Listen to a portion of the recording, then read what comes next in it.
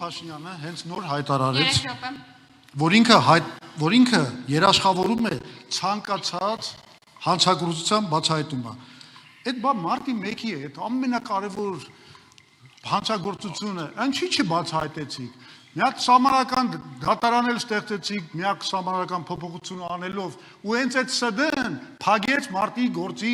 բացահայտումը։ Ու մի հատ էլ ռեպլիկ։ Ասում եք, հա, Թաթոյանը եղել է Սերժ Սարգսյանի օրոք բանի պաշտպան, ՄԻՊ եւ եղել է Արդարության փոխնախարար։ Բայց արդյոք իրավունք ունի դրա մասին խոսել մի մարդ, որ Սերժ Սարգսյանի օրոք իր փեսուց փող է ստացել, որ թերթը պահի։ Շատ ինձ հետաքրքրում է։ Արդյոք դուք ունեք բարոյական իրավունք դեռ խոսալ։ Նախ մարտի 1-ի մասով այս կետում ես լիարժեք համաձայն եմ, այո, մարտի 1-ի գործը բացահայտված է, այլ բան, որ պետքա պատիժ ստանան մեղավորները։ Եվ Փառք Աստծո Հայաստանի դատաիրավական մաֆիայի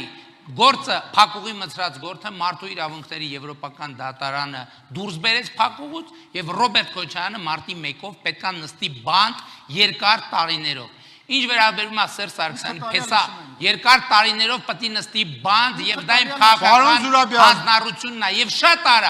եւ շատ արագ ընտրություններից հետո եւ այս ժողովրդին կոչ եմ անում գնալ քվյարկել այս թեման փակել այս բաները եւ ոչ միայն Ռոբերտ Քոչարյանը ինչ վերաբերում է Սերժ Սարգսյանի փեսա Միշիկին մենք Միշիկի գույքերն ենք ապօրինի այսօր հետ վերադարձում եւ այս խորհրդանում անդրադարձել եմ մենք Միշիկից փող չենք մերցրել մենք Միշիկին փող ենք տվել որովհետեւ մեր թերթը վաճառվել է այդ ցանցում մոնոպոլ որից իրանք շահույթներ են ստացել